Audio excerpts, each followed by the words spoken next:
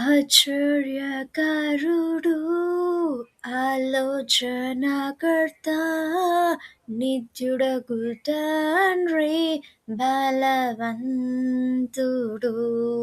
లోకాన్ని ప్రేమించి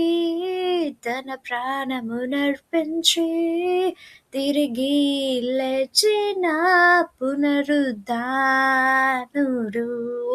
రండి మన హృదయాలను ఆయనకు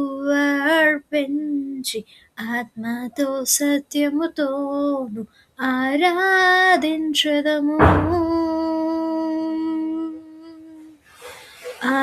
ఆరాధించదము ఆరాధన ఆరాధన యేసయ్యకే ఈ ఆరాధన పరిశుద్ధ